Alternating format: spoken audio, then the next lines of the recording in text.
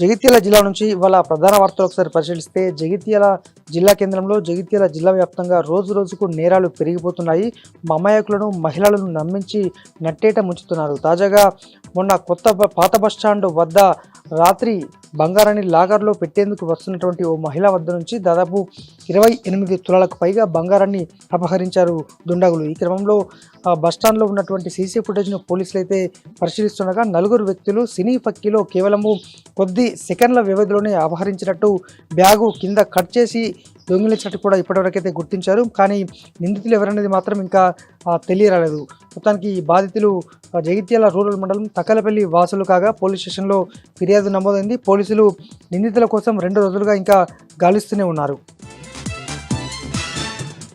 మరొక వార్త, కోరుట్ల మండలం నాగులపేట గ్రామంలో ఓ మహిళకు మాయ మాటలు చెప్పి ఆమె వద్ద ఉన్నటువంటి 2.5 తులాల బంగారాన్ని అపహరించారు. బంగారానికి మెరుగు పెడతామని చెప్తూ ఇంట్లోకి ప్రవేశించిన దుండగులు వద్దు అని చెప్పినప్పటికీ కూడా ఆమెకు మాయ మాటలు చెప్పి ఆమె వద్ద ఉన్న బంగారానికి మెరుగు పెడతామని చెప్తూ అక్కడే ఉన్నటువంటి బంగారాన్ని అపహరించి నకిలీ బంగారాన్ని అక్కడ పెట్టి వెళ్లారు. దీంతో లబోదిబ్బం ఉన్న బాధితురాలు జమున కోరుట్ల పోలీస్ స్టేషన్లో ఫిర్యాదు చేసింది.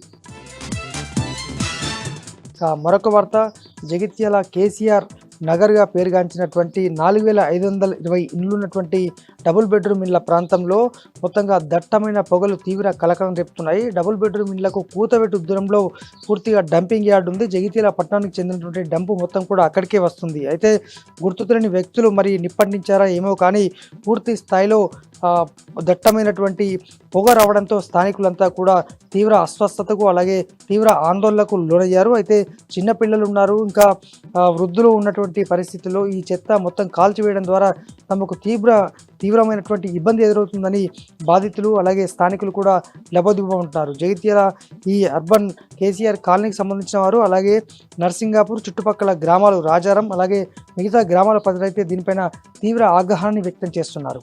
ఇవి జిల్లా వ్యాప్తంగా ఉన్నటువంటి వార్తలు.